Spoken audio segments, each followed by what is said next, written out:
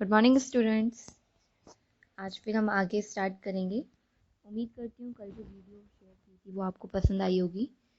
कल हमने उसमें देखा था कि जो मैटर्स के पार्टिकल्स होते हैं वो बहुत ही छोटे होते हैं, पहला पॉइंट। और सेकंड जो पॉइंट था उसका कि उनके बीच में क्या होता है, स्पेस होता है। मैटर्स के जो पार्टिकल्स होते हैं उनके बीच में स्पेस भी होता है। और तीसरा पॉइंट जो हमने देखा था उसमें, जो सीखा था, हमने पढ़ा था उसमें, वो था कि जो मैटर के पार्टिकल्स होते हैं वो मूव करते रहते हैं, कॉन्टिन्यूसली मूविंग रहते हैं। तो अब वही, तो अब आगे हम लोग पढ़ते हैं, इनका आगे लेते हैं। तो इसमें है particles of matter attract each other. मतलब जो मैटर के पार्टिकल्स होते हैं वो एक दूसरे को अट्रैक्ट करते हैं। अब हम ये कैसे पता कर सकते हैं कि वो अट्रैक्ट करते हैं या नहीं करते हैं? तो एनसीईआरटी की बुक में हम लोगों को इन चीज़ों से रिलेटेड काफ़ी सारी एक्टिविटीज़ दी हुई है, जो मैं अब स्टार्ट कर रही हूँ। जैसे कि पहले ही दिया हुआ है, आप देख सकते हैं। Play the game in the field, make 4 group and from human chains as suggested. एक गेम खेला गया है यहाँ पे, एक तरीके से सजेस्ट किया गया है कि 4 ग्रुप बनाने हैं हमें, जिसमें से जो एक form human chain as suggested. जैसे कि यहाँ पे डायग्राम में दिखाया गया है कि ह्यूमंस जो हैं वो एक चेन बना के खड़े हुए हैं। मतलब उनके जो हैंड हैं वो दोनों बैक में हैं, तीसरे पर्सन के, दूसरे पर्सन के, हर किसी का हैंड जो है वो उनके बैक से अटैच्ड है। First group should hold each other from the back and lock arms like ईदू Muslim dancer. ये एक तरीके का डांस होता है जिसमें हम लोग क्या करते हैं कि एक दूसरे की कमर पे हाथ लगा के लॉक कर देते हैं एक दूसरे के हैंड में। ठीक है। सेकेंड पॉइंट दिया हुआ है, the second group should holds hand to form a human chain. The third group should form a chain by touch each other with only their finger tips. ठीक है। And now the fourth group of students should run around and try to break the 3 humans chain and one by one into as many small group as possible. ठीक है।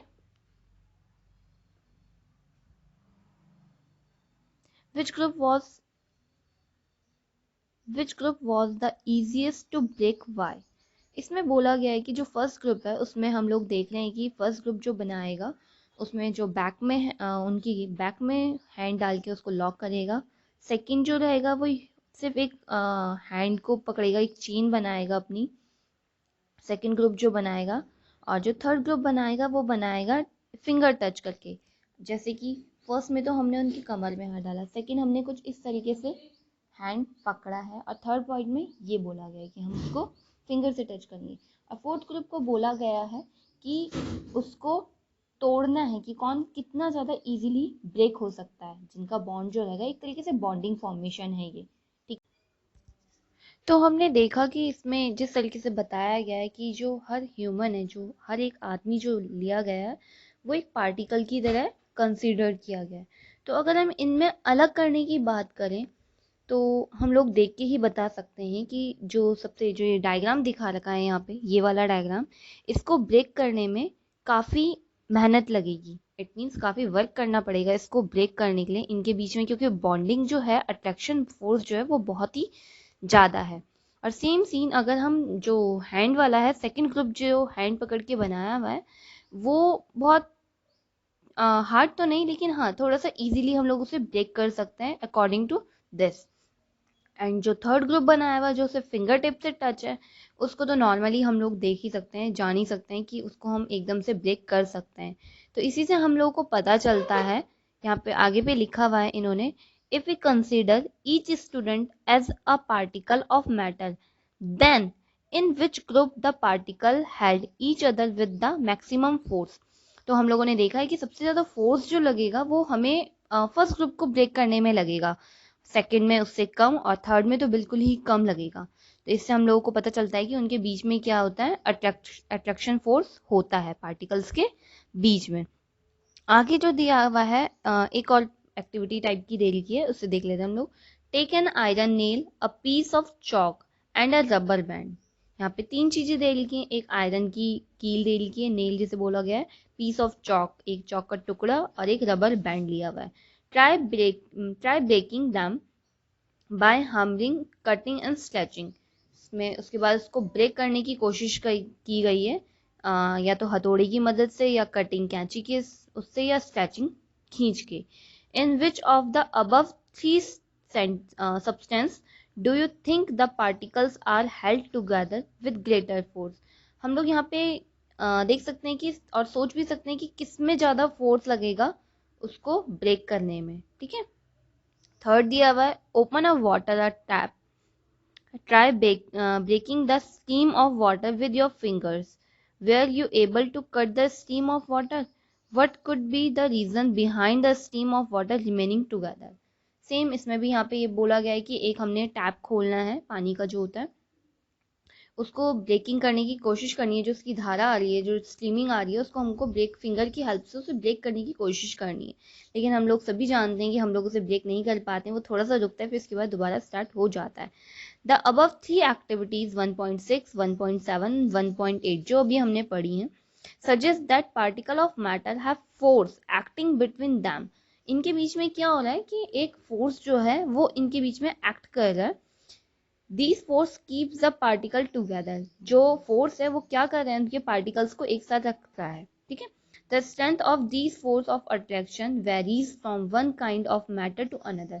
लेकिन एक खास बात यह है कि जो अट्रैक्शन फोर्स जो लग रहा है वो एक दूसरे एक तरीके से डिफरेंट तरीके से लग रहा है हर मैटर पे। किसी पे ज़्यादा लग रहा है, किसी पे कम लग रहा है, तो किसी पे बहुत ही कम लग रहा है। तो इस तरीके से हम लोग डिसाइड कर सकते हैं कि किसमें फोर्स लग रहा है या नहीं लग रहा है। लेकिन ये बात यहाँ पे साबित हो चुकी है कि जो पार्टिकल्स के बीच में जो होता है वो अट्रैक्शन फोर्स होता है। ओके ओके, तो इसके बाद जो पॉइंट आता है वो आता है स्टेट्स ऑफ मैटर। ये हम लोग पहले भी पढ़ चुके हैं छोटी क्लासेस में कि जो मैटर की स्टेट्स कितनी होती हैं। तो अब हम इसको थोड़ा सा डीपली लेके पढ़ते हैं यहाँ पे। ठीक है, तो यहाँ पे लिखा गया है observe different type of matter around you. हमारे आसपास जो है बहुत डिफरेंट टाइप के मैटर्स पाए जाते हैं। What are its different state, और उनकी डिफरेंट स्टेट भी पाई जाती है। We can see that matter around us exist in three different state, solid, liquid and gas. These states of matter arise due to the variation in the characteristics of the particles of matter. Now let us study about the properties of these three states of matter in details. हम लोग पहले से ही जानते हैं कि जो matter की state होती हैं वो तीन होती हैं। कौन कौन सी होती हैं, जिनको हम नॉर्मली देख भी सकते हैं। सॉलिड होती है एक लिक्विड होती है और गैस होती है। इनके बारे में थोड़ी बहुत नॉलेज हमें पहले से भी है। जैसे कि हम लोग जानते हैं सॉलिड जो होता है उसका fix shape and fix volume होता है। लिक्विड का शेप फिक्स नहीं होता लेकिन वॉल्यूम फिक्स होता है। और गैस का ना फिक्स शेप होता है ना ही वॉल्यूम होता है। और इनकी जो ये स्टेट क्रिएट होती हैं, ये अलग अलग वेरिएशन, इनके जो पार्टिकल्स के बीच में जो कैरेक्टरिस्टिक्स है, जो इनकी क्वालिटीज होती हैं, उनके कारण होती हैं ये स्टेट। तो इनके बारे में अब हम लोग पढ़ते हैं आगे। इसमें दिया हुआ है आगे सबसे पहले एक्टिविटी दे रखी है और सबसे पहला जो पॉइंट दे रखा है द सॉलिड स्टेट। तो एक्टिविटी हम लोग देख लेते हैं। Collect the following articles. कुछ आर्टिकल्स दिए हुए हमें कलेक्ट करना है, जैसे कि एक पेन हो गया, बुक हो गया, निडल हो गई, पीस ऑफ वुडन स्टिक हो गया। Sketch the shape of above article in your notebook by moving a pencil around them. इनका हमें स्केच ड्रॉ करना है पेंसिल की हेल्प से, इनके आउटलाइन करनी है। Do all these have a definite shape, distinct boundaries and fixed volume. क्या बोला हुआ है, इनके डेफिनेट शेप है। इन सब का क्या है कि डेफिनेट शेप और बाउंड्रीज हैं क्या, और इनका फिक्स्ड वॉल्यूम है कि ये पूछा गया है यहाँ पे। What happen if they are harmed, pulled और ड्रॉप्ड। बोला गया कि अगर इसे हार्म किया जाए या पुल्ड खींचा जाए या ड्रॉप किया जाए तो क्या होता है। Are these capable of diffusing into each other, try compressing them by applying force, are you able to compress them. उसके बाद ये भी बोला गया कि हमें इसको कॉम्प्रेस करने की कोशिश करनी है, इसको दबाने की कोशिश करनी है, क्या ये दब सकता है। All the above are example of solid. हम लोग जानते हैं कि ये सारे एग्जाम्पल्स जो हैं वो किसके हैं, सॉलिड हैं। We can observe that all these have a definite shape, distinct boundaries and fixed volume. इनके क्या क्या है, डेफिनेट शेप है इनकी, एक बाउंड्री है मतलब डिस्टिंक्ट बाउंड्री है, और फिक्स्ड वॉल्यूम भी है, इनका वॉल्यूम भी है। That is have negligible compressibility. और इनके बीच में क्या होता है, कॉम्प्रेसिबिलिटी नेग्लिजिबल होती है, हम इनको ज़्यादा दबा नहीं सकते हैं। और कुछ कुछ तो बिल्कुल भी नहीं दबते हैं, हम देख ही नहीं सकते हैं कि इनमें चेंजेस आ रहे हैं या नहीं आ रहे हैं। Solid have a tendency to maintain their shape. सबसे मेन पॉइंट क्या है यहाँ पे, सॉलिड की एक टेंडेंसी होती है मेंटेन देयर शेप, कि वो अपनी शेप को मेंटेन करके रखते हैं। When subjected to outside force, ठीक है, जब हम उसमें आउटसाइड फोर्स कोई भी लगाते हैं तो वो क्या करते हैं, अपनी टेंडेंसी को मेंटेन रखते हैं, ठीक है। सॉलिड में break under force but it is difficult to change their shape, so they are rigid. Second point यहाँ पे था सॉलिड में ब्रेक, हम ब्रेक तो हो सकते हैं लेकिन क्या होता है, ब्रेक होने के बाद वो टूट जाएगा, उसकी शेप में चेंज होना बहुत मुश्किल हो जाता है, ठीक है। तो इसीलिए हम इसे क्या बोल सकते हैं कि सॉलिड क्या होते हैं, रिजिड भी होते हैं, ठीक है। Consider the following, what about a rubber band, can it change its shape और stretching it is a solid. एक रबर बैंड के बारे में बोला गया है, क्या अगर हम उसे खींचते हैं उसकी शेप में चेंज आता है, और फिर ये पूछा गया कि क्या वो सॉलिड है या नहीं है। What about sugar and salt, sugar and salt के बारे में भी सेम क्वेश्चन पूछा गया, what keep in different jar these jar the shape of the jar they are solid. वो क्या कर बोला गया है कि जो सॉल्ट और शुगर लिया गया है उनको अगर हम डिफरेंट जार में रखें तो उसी की शेप में आ जाते हैं, तो क्या वो सॉलिड हैं। What about a sponge, it is a solid yet we are able to compress it, why. अगर ये सॉलिड है, जो स्पॉन्ज होता है एक तरीके से, उसके लिए बोला गया अगर ये कॉम्प्रेस हो जाता है तो क्या ये सॉलिड है, क्योंकि अभी हमने सॉलिड की जो क्वालिटी पढ़ी वो पढ़ी कि वो रिजिड होता है, वो कॉम्प्रेसिबल नहीं होता है, बहुत ही कम अमाउंट में होता है, ठीक है। बट हम आगे इसमें देख रहे हैं कि all the above are solid, हाँ जी हम सभी जानते हैं कि ये सब क्या है, सॉलिड ही हैं। अ rubber band change shape under force and regain the same shape when the force is removed, its excessive force is applied, it break। हम लोग जानते हैं अगर रबर बैंड को हम लोग खींचते हैं तो उसमें हम एक्सटर्नल फोर्स लगाते हैं, और अगर हम उस फोर्स को हटा देते हैं तो रबर अपनी ही शेप में आ जाता है जिस शेप में वो पहले से था। और अगर हम उसमें ज़्यादा फोर्स लगाते हैं कि इसकी स्टेट चेंज हो जाए तो नहीं, वो क्या हो जाएगा, ब्रेक हो जाएगा। तो इसलिए ये क्या है, एक तरीके का सॉलिड है। The shape of each individual sugar और सॉल्ट क्रिस्टल रिमेन फिक्स। हम शुगर और जो सॉल्ट होता है उसके भी हम क्रिस्टल हम लोग देख सकते हैं कि उनकी भी क्या होती है, एक शेप होती है, ठीक है। Where we take it in our hand, put it in a plate और इन अ जार, हम किसी भी बर्तन में रख दें, किसी भी जार में रख दें, किसी भी प्लेट या किसी भी बॉक्स में रख दें हम लोग, उनकी शेप क्या रहती है, रिमेन सेम रहती है, वो जैसे हैं वो वैसे ही रहेंगे, ठीक है। और थर्ड पॉइंट आता है अ sponge has minute holes.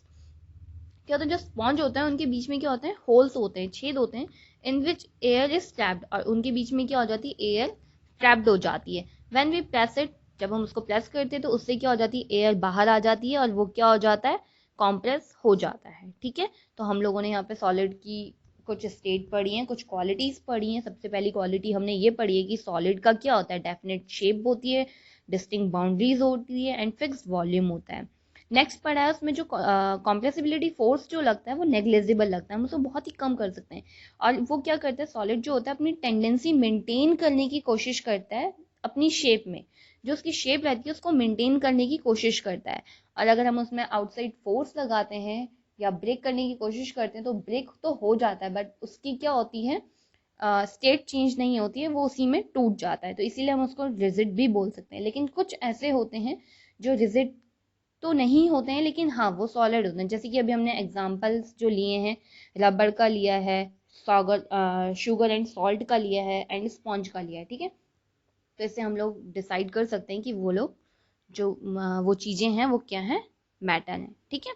Next point जो आता है वो लिक्विड के बारे में आता है, द लिक्विड स्टेट। लिक्विड के बारे में हम लोग जानते हैं कि लिक्विड जो होता है वो उनके बीच में क्या होता है, फोर्स होता है, अट्रैक्शन फोर्स होता है, लेकिन उनकी क्या होती है, डेफिनेट शेप नहीं होती है। वो किसी भी जार का बर्तन जिसमें हम उसको रखते हैं उसका शेप ले लेता है। तो आगे हम पढ़ते हैं, इसमें एक्टिविटी 1.10 दे लिखिए, collect the following, water, cooking oil, milk, juice, a cold drink, ठीक है। हमें ये चीज़ें कलेक्ट करनी है एंड क्या करना है, container of different shape, put a 50 ml mark on these containers using a measuring cylinder from a laboratory.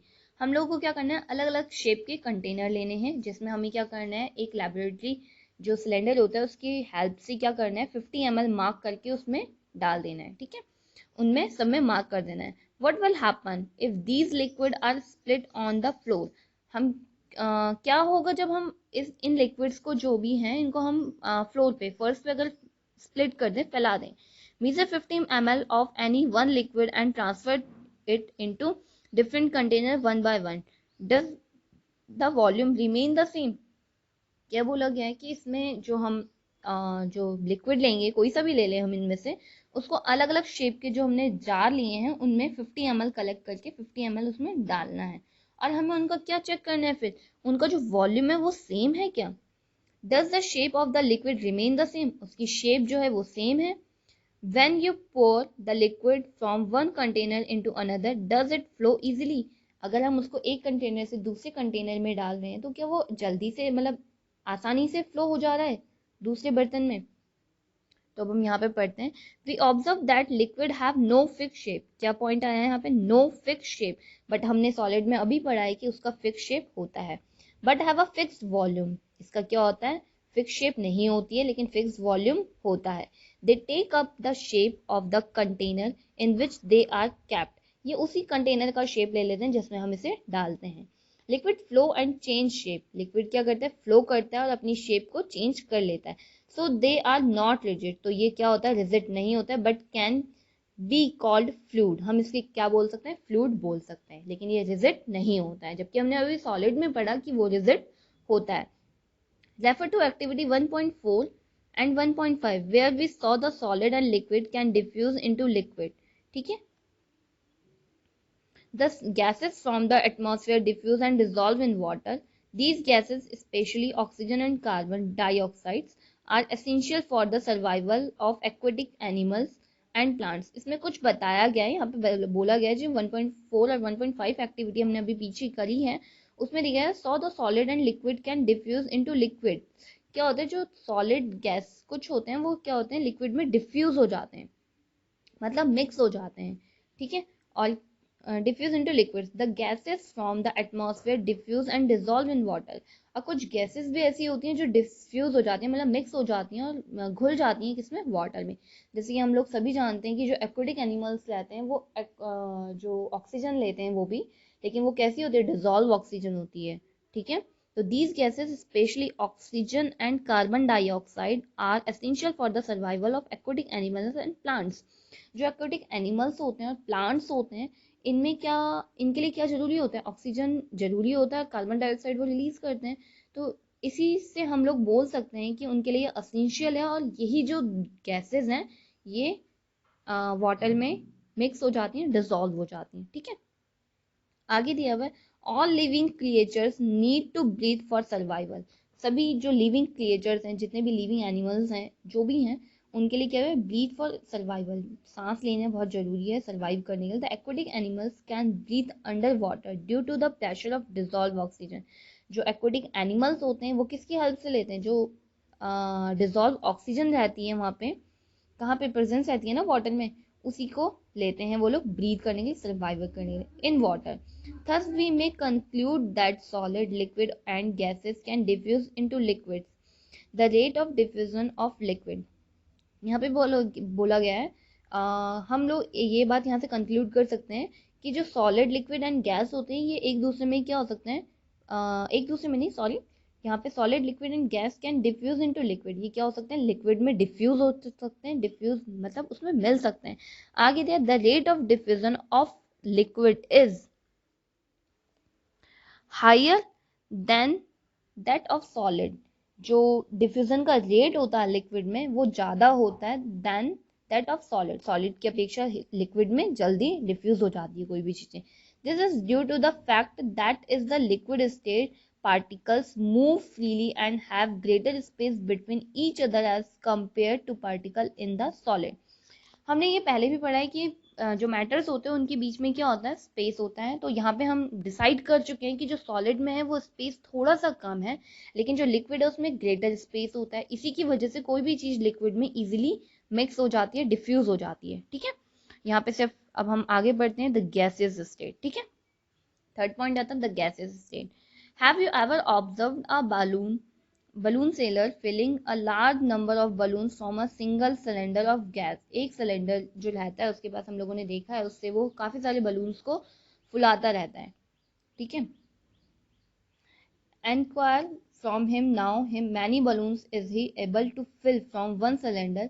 Ask him which gas does he have in the cylinder। हमें उससे यहाँ पे हमने देखा है तो उसने बोला है कि उससे पूछो जाके कि वो सिलेंडर में कौन सी गैस फिल की हुई है। तो फिर यहाँ पे एक एक्टिविटी दे रही है 1.11, तो हम स्टार्ट करते हैं। Take 300 ml syringes and close their noses by rubber cook as a show in figure 1.4। 1.4 में यहाँ पे 1.4 में यहाँ पे एक सिरिंज दे के, जो इसका ऊपर का हिस्सा होता है वो पिस्टन होता है जिससे हम प्रेस करते हैं, बीच में गैस फिल गई है और यहाँ पे क्या कर दिया हमने, रबर का कॉर्क लगा दिया है, ठीक है। उसके बाद क्या है, insert the piston back into the syringe, you may apply some Vaseline on the piston before inserting them into the syringe for their smooth movement.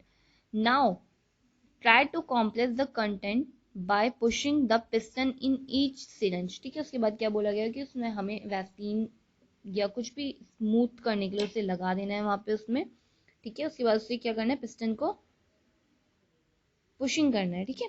What do you observe? In which case was the piston easily pushed in? जो piston होती है जब हमने वो लगा दिया उसके बाद उसमें वो इजीली पुश्ड हो रही है क्या? What do you infer from your observation? और आपने क्या निकाला इससे? तो हम आगे इसमें पढ़ते हैं। देखिए बताया गया पिस्टन के बारे में ही इसमें आगे पे। We have observed that gases are highly compressible as compared to the solid। जो गैस होती है हाईली कंप्रेसिबल होती है किसकी अपेक्षा में, सॉलिड एंड लिक्विड की, ठीक है। The liquefied petroleum gas LPG जिसे हम बोलते हैं, जो हम नॉर्मली यूज करते हैं cylinder, that we get in our home from cooking और the oxygen supplied to hospital in cylinders is compressed gas, compressed natural gas CNG. Compressed natural gas and LPG जो होता है वो लिक्विफाइड पेट्रोलियम गैस होता है जिसको क्या किया जाता है, बहुत ज्यादा कंप्रेस करके लिक्विड फॉर्म में लगाया जाता है और उसे क्या किया जाता है, उसको फिर एक सिलेंडर में भरा जाता है। सीएनजी जो यूज होता है as a fuel these days in vehicles में यूज हो रहा है आज के टाइम पे। Due to is high compressibility, large volume of gas can be compressed into a small cylinder and transported easily। क्या बोला गया यहाँ पे, जो सीएनजी होता है वो व्हीकल्स में यूज हो रहा है आज के टाइम पे। क्यों हो रहा है, क्योंकि ये क्या होता है, हाईली कॉम्प्रेसिबल होता है, इसको हम बहुत ज्यादा कॉम्प्रेस कर सकते हैं, large volume of a gas, इसका कॉम्प्रेस करके हम लोग एक स्मॉल सिलेंडर में काफी सारी गैस एक साथ फिल कर सकते हैं और ये क्या होता है, इजिली ट्रांसपोर्टेबल भी है, ठीक है। We come to now of what is being cooked in the kitchen without even entering there by the smell that reach our nostril। How does this smell reach us? यहाँ पे एक question पूछा गया है कि हम लोग बिना किचन में घुसे ही हमें ये पता चल जाता है कि खाना क्या बन रहा है आज, तो उसी के लिए बोला गया है कि वो कैसे पता चल रहा है हम लोगों को, ठीक है। The particle of the aroma of food mix with the particles of air, जो पार्टिकल्स हैं फूड के वो किस में मिक्स हो जाते हैं, एयर में, spread from the kitchen reach us even further away. The smell of hot cooked food reach us in seconds, ठीक है। Compare this with the rate of diffusion of solid and liquid. अभी हमने पढ़ा है जो diffusion का रेट होता है वो सबसे ज्यादा किस में होता है, गैस में होता है, अभी हमने पढ़ा है। तो उसमें क्या होता है, जो बीच में स्पेस होता है वो बहुत ज्यादा होता है, तो उसकी वजह से क्या होता है, जो भी फूड की स्मेल, जो भी उसमें से पार्टिकल्स निकलते हैं स्मेल्स के, वो भी एक तरीके का मैटर है, दैट मीन्स उसमें भी पार्टिकल्स हैं। तो पार्टिकल्स क्या हो जाते हैं, उन स्पेस में फैल जाते हैं। अच्छा, वो इन स्पेस में फैलते हैं तो वो एयर के साथ क्या करते हैं, मूव करते हैं, इधर उधर मूव करते हैं, आसपास की जगहों में फैल जाते हैं, जिससे कि हमें क्या होता है, पता चल जाता है कि खाना क्या बन रहा है। और ये ज्यादातर किस खाने में होता है, जो गर्म खाना होता है उसमें जो हीट रहती है वो इवॉल्व करती है, गैसेस क्रिएट करती है, वो बाहर निकलती है स्मेल उसकी। बट ठंडे खाने में थोड़ा सा कम हो जाता है ये काम, ठीक है। आगे बोला गया, in the gases state the particles move about randomly at high speed. यहाँ पे एक पॉइंट दिया हुआ है, बहुत इंपॉर्टेंट है, ये आप थोड़ा सा ढंग से पढ़िएगा। The particle move about randomly at high speed, जो गैसेस स्टेट के पार्टिकल्स होते हैं बहुत ज्यादा मूव करते हैं हाईली स्पीड से। Due to this random movement the particle hit each other and also the wall of the container. यहाँ पे बोला गया है जो रैंडमली वो करते हैं, मूव करते हैं वो, यहाँ पे उससे क्या होता है, वो पार्टिकल्स जो होते हैं वो हिट करते हैं ईच अदर, एक दूसरे को, और वॉल की कंटेनर से, ठीक है। यहाँ पे डायग्राम्स दिया हुआ है, जैसे सॉलिड का दिया हुआ है तो सॉलिड के देखिए आप फिक्स शेप दे रखे हैं यहाँ पे, बहुत ही कम स्पेस यहाँ पे दिया हुआ है इनके बीच में। सेम ऐसे लिक्विड के पार्टिकल्स थोड़ा दूर दूर है, इनके बीच में स्पेस है थोड़ा सा, अप्रोक्सीमेटली सॉलिड से थोड़ा ज़्यादा है। बट अगर हम गैस की बात करें तो गैस के बीच में काफ़ी सारा स्पेस है। देखिए आप, सिर्फ 1 2 3 4 5 6 पार्टिकल्स यहाँ पे गैसेस स्टेट गए, बट उनके बीच में क्या है, स्पेस बहुत ज़्यादा है। तो यहाँ से हमें यही पता चलता है जो कॉम्प्रेसिबिलिटी होती है वो गैस में सबसे ज़्यादा होती है, देन लिक्विड में उससे कम, और सॉलिड में बहुत ही कम, नेग्लिजिबल हम लोग बोल सकते हैं यहाँ पे कॉम्प्रेसिबिलिटी का जो केस होता है। नेक्स्ट हम आगे स्टार्ट करते हैं थोड़ा सा। इसके बाद यहाँ पे आपका क्वेश्चन से स्टार्ट करते हैं। आई होप आपको इतना वीडियो समझ में आया होगा। आपको आगे का मैं जो can matter change it's state, जो इसका नेक्स्ट पॉइंट है कि मैटर अपनी स्टेट चेंज कर सकते हैं क्या, वो मैं आपको नेक्स्ट वीडियो में बताऊंगी। उम्मीद करती हूँ आप लोगों को समझ में आया होगा। Thank you so much.